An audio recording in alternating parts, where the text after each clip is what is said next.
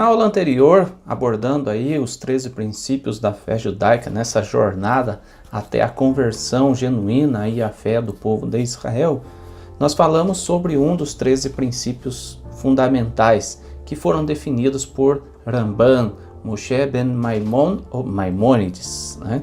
A gente falou que Deus é um. E também abordamos com vocês que dos 13 princípios fundamentais da fé judaica, 5 deles são referentes exclusivamente a Deus. Na aula de hoje nós vamos abordar um outro aspecto interessante, né? A gente já viu que o Shema Israel nos mostra que Deus é um único, né? Um único ser, indivisível. Mas será que Deus tem alguma forma? A Bíblia diz, por exemplo, que o homem foi feito à imagem e semelhança de Deus. Mas será que isso é fisicamente? Será que então Deus tem a mesma forma de um homem, com 2 braços, com 2 pernas, com uma cabeça, com orelhas, com olhos, com boca? É isso que a gente vai ver no vídeo de hoje. Eu espero que você possa apreciar e entender mais esse dos 13 princípios da fé judaica.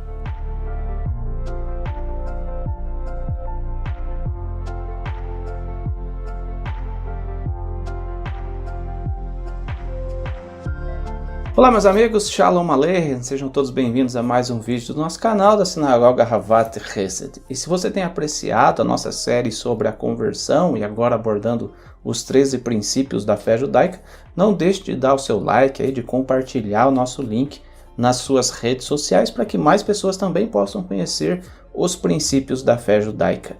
E hoje a gente vai falar de um tema interessante, né? Muitas pessoas não entendem quando a Bíblia fala a respeito de Deus como tendo órgãos, como braço, como perna, como orelha, como os olhos, como o coração de Deus, né? Será que Deus é realmente como nós pensamos?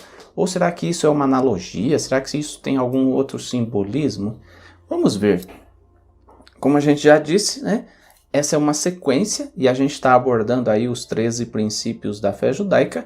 Esse, o terceiro princípio, até o 5º princípio, a gente fala sobre Deus. Como é Deus? Será que Deus é 1, 2, 3? Isso a gente falou na aula passada. Será que Deus é de fato o Criador? Ou será que existem outros que ajudaram Deus a criar? Isso a gente falou na aula retrasada. Então eu quero recomendá-los para conhecer Deus segundo a fé judaica. Claro que eu estou abordando de uma forma simplificada, né, em aulas curtas aí de 15, 20, 25 minutos no máximo. Então, para que você tenha uma noção daquilo que representa Deus para a fé judaica. Será que Deus tem um formato de pomba, como aparece em alguns textos bíblicos? O que nos diz o terceiro princípio fundamental da fé judaica? Se você tem o Sidur da editora Sefer, o Sidur Rinat Israel, não o Sidur Sefarad, tá? Mas o Sidur Rinat Israel, na página 120, a gente tem ali os 13 princípios da fé judaica. Vamos ler. Ani ma'amin be'emunah shelema shehaborei itbarach shemo eno guf ve'lo yasigurhu masigeh haguf ve'en lo shum din iyon kelal. Eu creio com fé completa que o Criador, bendito seja o seu nome, não é corpo e não se pode assemelhar à matéria, e ele não tem nenhuma comparação com qualquer coisa. Como assim, então, a gente pode dizer que Deus não tem nenhuma forma, sendo que a Bíblia diz? A Bíblia prova ao contrário, né? Vamos ver desde o começo da criação, lá em Gênesis capítulo 1, versículo 27, nós temos escrito assim: criou Deus, pois, o homem à sua imagem, a imagem de Deus o criou, homem e mulher os criou. Em outras versões fala macho e fêmea, mas enfim, homem e mulher Deus criou. A imagem e semelhança dele. Que imagem é essa então, sendo que há vários outros textos que apontam para diferentes partes do corpo? Bom, vamos pegar o Rumash da Torá, também da editora Sefer, o que nos diz o comentário desses versículos, capítulo 1 de Gênesis, versículo 27. O que o comentário diz? Se você tem o Rumash da Torá escrito aí pela editora Sefer, na parte de baixo da página, nos comentários, nós temos escrito assim: a nossa imagem. De acordo com Maimônides, que viveu no ano 1135 até o ano 1204, em sua obra O Guia dos Perplexos, ele distingue dois conceitos: Tselen, que é forma, e Demut, que é semelhança, de Toar, que é aspecto, e Tavnit, que é configuração. Toar e Tavnit significam a figura material, enquanto Tselen e Demut a forma espiritual. A Torá, ao indicar Tselen e Demut, define o espírito e nos confronta com um dos princípios básicos do judaísmo. Não se pode elevar a Deus por intermédio da matéria, Toar e Tavnit, de acordo com Isaías 44:13, e sim por meio do Espírito, Tselen e Demut. Somente assim o homem pode aproximar-se de Deus. Então aqui, esse primeiro comentário nos traz um panorama de Tselen e Demut como algo espiritual que é usado para nos conectar com Deus como nosso Criador.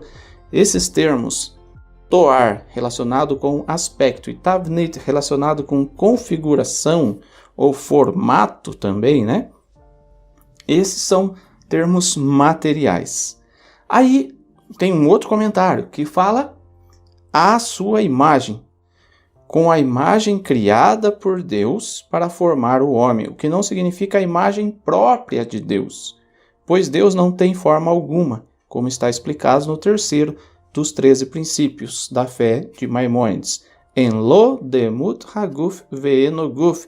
Ele não tem nenhuma forma, é incorpóreo e nada pode ser comparado à sua santidade. Isso é o que diz a canção Igdal também a respeito disso.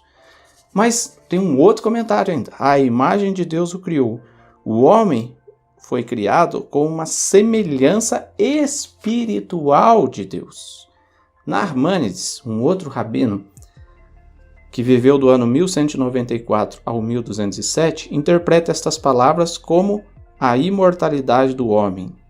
Outros opinam que esta sentença se refere ao fato de que só o homem possui autoconsciência. Isto é, ele sabe que vive e que deve morrer.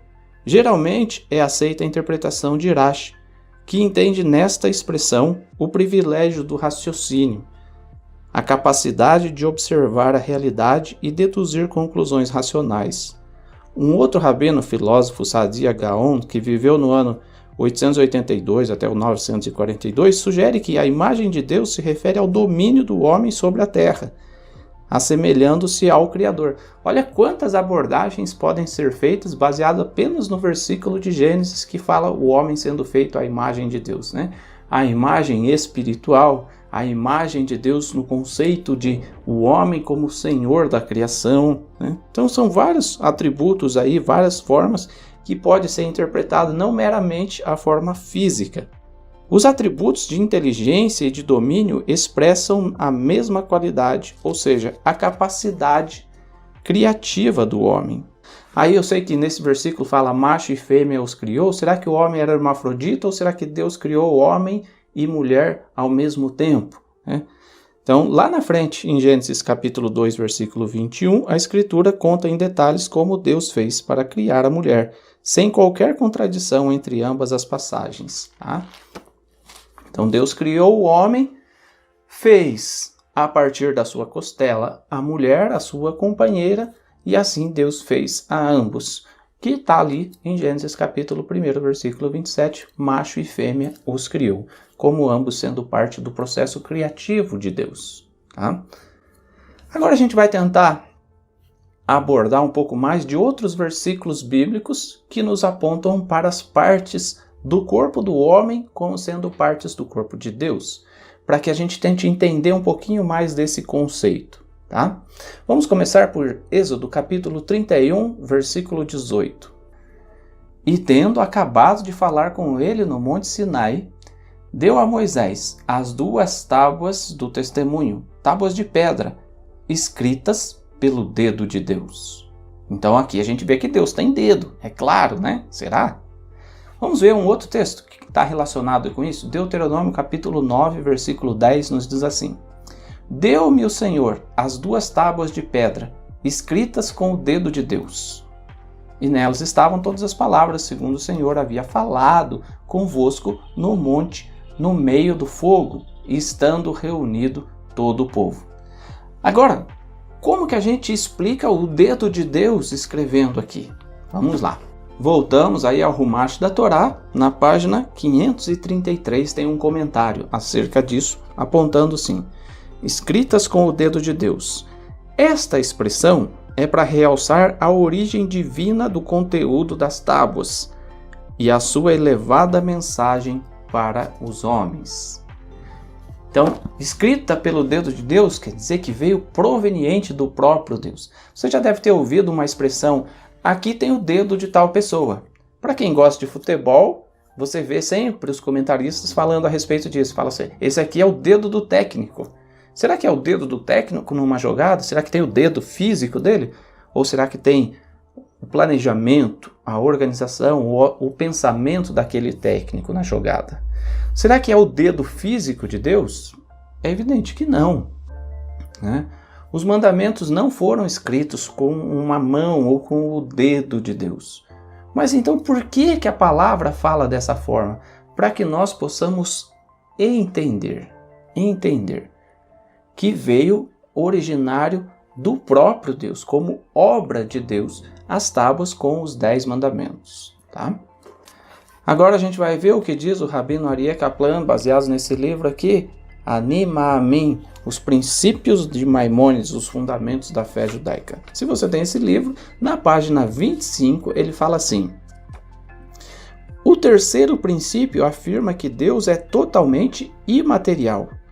Nós acreditamos que esta unidade, que denominamos Deus, não é um corpo nem uma forma física. Nada associado ao físico pode se aplicar a ele de nenhuma maneira. Diz o profeta Isaías: a quem me comparareis? Ao que eu sou igual? Diz o santo. Se Deus fosse físico, então ele seria semelhante a outras coisas físicas. Em muitos trechos, porém, nossas escrituras sagradas falam de Deus em termos físicos. Assim, encontramos conceitos como caminhar, estar de pé, estar sentado e falar, sendo usados com relação a Deus. Em todos estes casos, contudo, a Escritura só está falando metaforicamente. Nossos sábios nos ensinam em Berachot 31, a Torá fala na linguagem do homem. Então aqui a gente aprende, a Torá, a palavra de Deus, fala numa linguagem que o homem possa entender. O mesmo profeta Isaías, ele fala que Deus não vê como o homem vê, Deus não pensa como o homem pensa. Tá? Agora vamos ver uma outra, vamos dizer assim, parte do corpo de Deus e como explicá-la. Êxodo capítulo 33, do versículo 22 e 23, nos diz assim: quando passar a minha glória, eu te porei numa fenda da penha, e com a mão te cobrirei, até que eu tenha passado. Depois, em tirando eu a mão, tu me verás pelas costas, mas a minha face não se verá. Aqui vemos várias partes do corpo de Deus, então, né? Então aqui o texto fala assim, mão, né? Eu vou te pegar com a minha mão e vou te cobrir. Então o texto fala as costas. Moisés veria Deus pelas costas. O texto fala a face de Deus. Como nós interpretamos esse texto?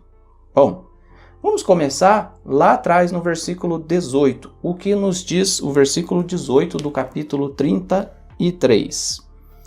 Então ele disse: rogo-te que me mostres a tua glória. Moisés pediu para ver a glória de Deus.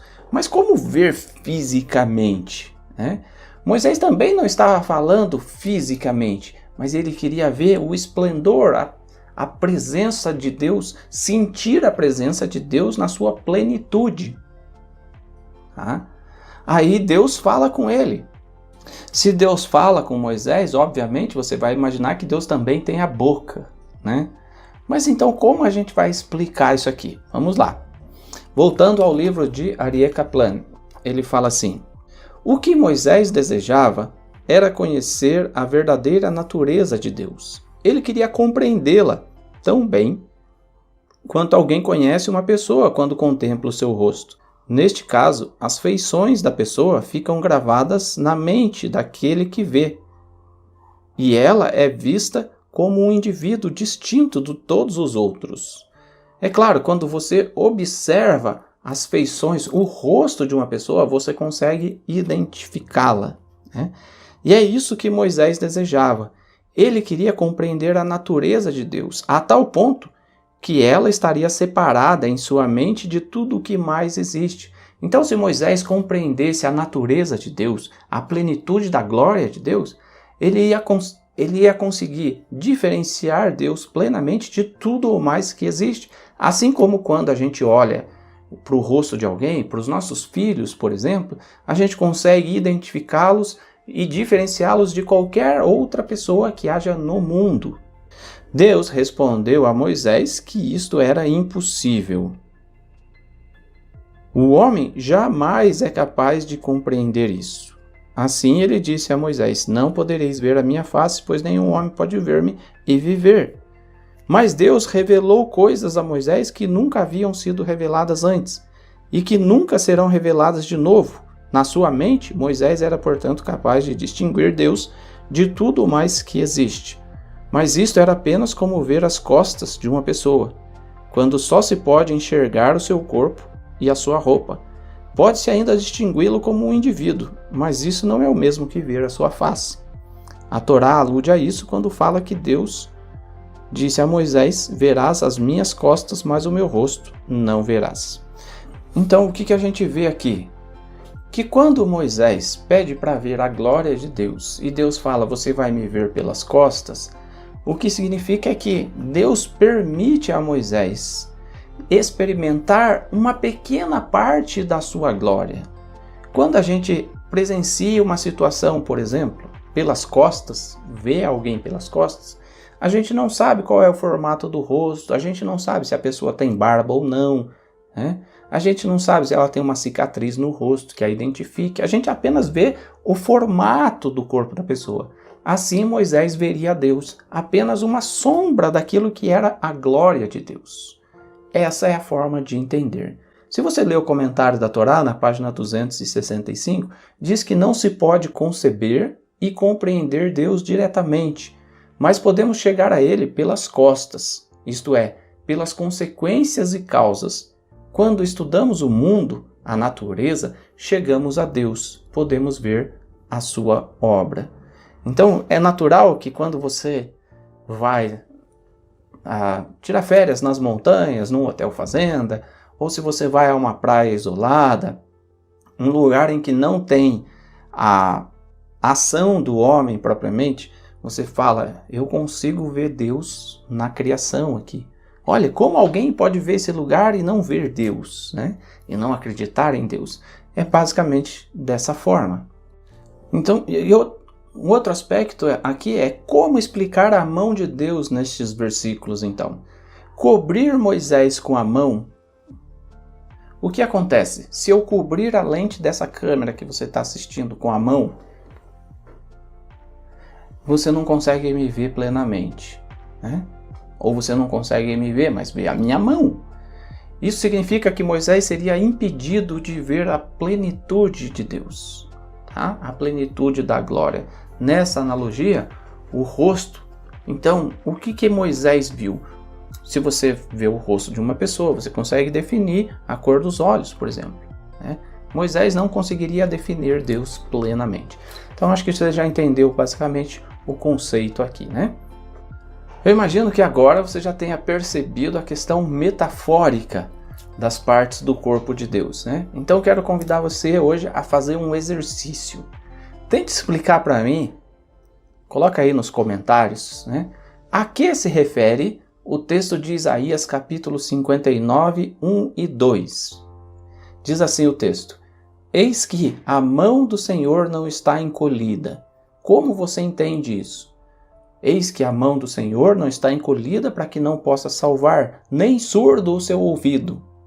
Opa, Deus tem ouvido. O que significa metaforicamente ou surdo o ouvido de Deus, para que não possa ouvir, mas as vossas iniquidades fazem separação entre vós e o vosso Deus, e os vossos pecados encobrem o seu rosto de vós, para que não vos ouça. O que representa o rosto de Deus, o ouvido de Deus e a mão de Deus nesses versículos de Isaías 59, 1 e 2? É muito difícil? Então vou te sugerir outro texto. Salmos capítulo 33, versículo 18. Eis que os olhos do Senhor estão sobre os que o temem, sobre os que esperam na sua misericórdia. O que significa os olhos do Senhor nesse versículo? Provérbios capítulo 15, versículo 3. Os olhos do Senhor estão em toda parte. Ele observa atentamente os maus e os bons. O que representa os olhos de Deus estarem em toda parte aqui? Faça esse exercício, para o vídeo um pouco, faça uma reflexão. O que representa? O que eu posso entender? Coloca aí nos comentários. Salmos capítulo 121, versículo 5. Olha que interessante esse. O Senhor é quem te guarda. O Senhor é a tua sombra à tua direita. O que significa dizer que Deus é a minha sombra? Será que Deus de fato está aqui atrás de mim? Como reage uma sombra? O que a sombra faz? Faça uma reflexão a respeito disso, para daí você entender o porquê o judaísmo entende que Deus não tem nenhuma forma, é incorpóreo e nada pode ser comparado à sua santidade. Nós vamos encerrar com as palavras do profeta Isaías. No capítulo 55, a partir do versículo 7 até o 9, ele nos diz assim: Deixe o perverso o seu caminho, o iníquo os seus pensamentos. Converta-se ao Senhor, que se compadecerá dele. E volte-se para o nosso Deus, porque Deus é rico em perdoar. Porque os meus pensamentos não são os vossos pensamentos, nem os vossos caminhos são os meus caminhos, diz o Senhor. Porque assim como os céus são mais altos do que a terra, assim são os meus caminhos mais altos do que os vossos caminhos, e os meus pensamentos mais altos do que os vossos pensamentos. E o que a gente aprende? O que a gente aprende nessa aula de hoje? Aprenda a não limitar o eterno à pequenez do pensamento humano. Deus não tem nenhuma forma, é incorpóreo e nada pode ser comparado à sua santidade. Mas como diz o Talmud em Berahot 31b, a Torá fala na linguagem dos homens. Espero que você tenha gostado do vídeo, espero que você tenha compreendido por que o judaísmo pensa dessa forma e que Deus te dê uma reflexão cada vez maior acerca da santidade e que ao buscarmos a santidade nós possamos de fato encontrar as mãos de Deus estendidas na nossa direção. Se você gostou do vídeo, dá um joinha aí, compartilha nas redes sociais aí, inscreva-se no canal, não deixe de inscrever-se no canal e ativar as notificações. E se você quiser saber um pouco mais dentro da fé judaica, assista, por exemplo, a playlist do Judaísmo de Jesus, para você entender um pouco mais acerca do Mashiach. Assista a playlist das cartas de Paulo, para você entender qual era o pensamento do apóstolo Paulo nos dias em que ele mandava as cartas, por exemplo, aos irmãos de Roma. Se você gostou, não deixe de dar o like, tá bom? E eu espero te encontrar na próxima semana com mais uma aula, abordando aí o quarto princípio da fé judaica. Qual será, hein? Aguarde aí até a próxima semana. Um grande abraço, shalom, até a próxima. Tchau!